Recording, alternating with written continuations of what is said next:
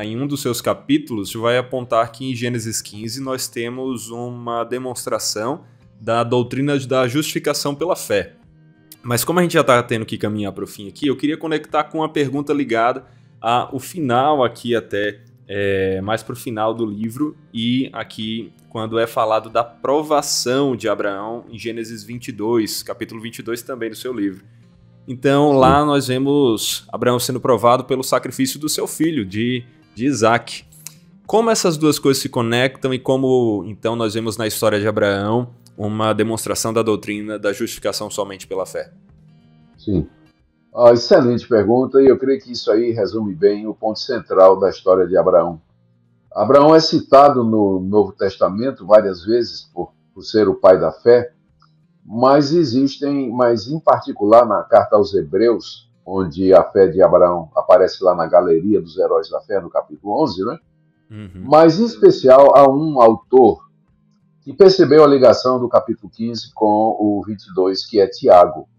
Que, por incrível que pareça, Lutero, quando traduziu a Bíblia, achou que Tiago não merecia estar no cânon, né? Depois, na segunda edição do Novo Testamento alemão, ele trouxe Tiago de volta para o cânon, né? Arrependido. Né? E com razão, porque o Tiago é um livro extraordinário. Tiago vê essa ligação porque Tiago estava escrevendo para combater um equívoco entre os seus leitores, uma interpretação errada, uma conclusão errada que seus leitores tinham chegado da doutrina da justificação pela fé. Eles entendiam que a fé era alguma coisa aparentemente intelectual, era um assentimento intelectual, é você concordar com os fatos do Evangelho, que Jesus era o Filho de Deus, que ele morreu pelos pecados, que ressuscitou ao terceiro dia. Se você crer naquilo ali, se você ouvir aquela pregação e você guardar aquela pregação no coração, você vai ser salvo. Nada mais é necessário, não é? E aí parece que alguns estavam entendendo que a prática das boas obras, e aqui boas obras entendidas no sentido mais amplo possível, obediência a Deus, ajudar os pobres e os necessitados, fazer o que é certo, as boas obras seriam parte integral da vida cristã como resultado da verdadeira fé. E na tentativa de mostrar que a verdadeira fé, a fé que salva, ela não dispensa as boas obras, ela não exclui as boas obras, poderia até dizer aqui que o argumento de Tiago é esse: nós não somos salvos pelas obras, mas também não sem elas. As boas obras acompanham a fé salvadora. Então, no afã de provar isso, no capítulo 2 da sua carta, Tiago traz o exemplo de Abraão. Ele diz, olha, presta atenção.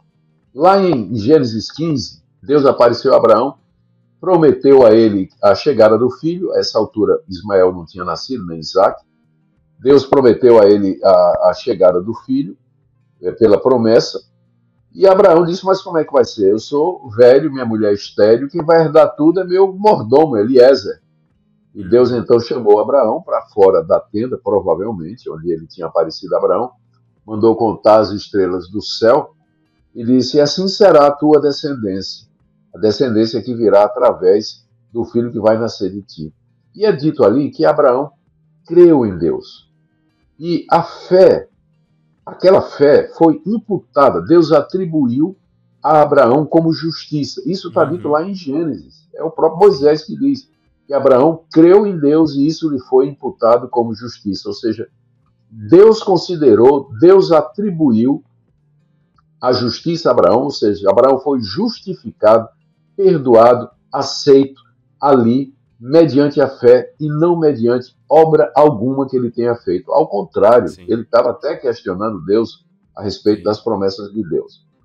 Aí, o tempo passa, 1 ano depois nasce o Isaac, e aí quando o moleque tinha talvez 12 anos, de 12 a 16 anos de idade, Deus aparece de novo a Abraão e diz, agora eu quero que você sacrifique o seu filho sobre o altar.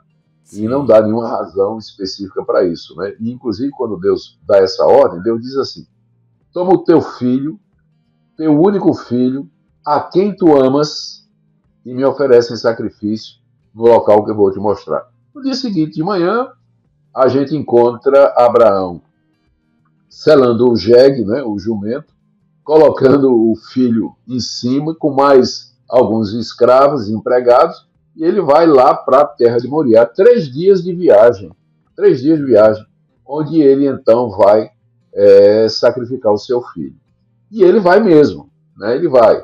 Agora, só que na cabeça de Abraão tinha dúvida. Se Ismael não é o herdeiro é Isaac.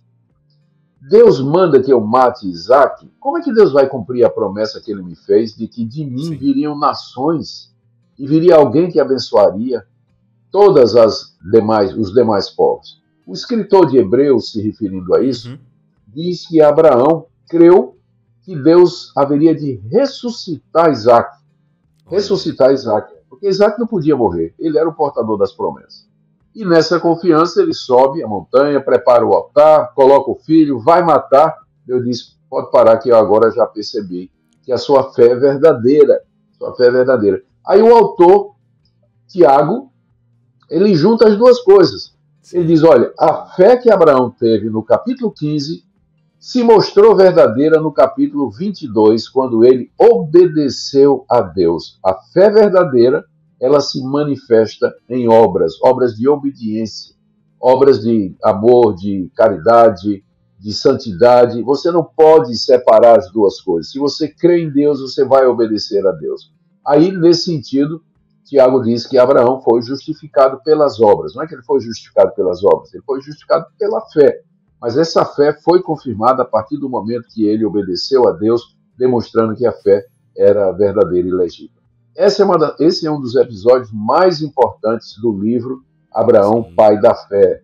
Exatamente Gênesis capítulo 15 e juntado com Gênesis capítulo 22.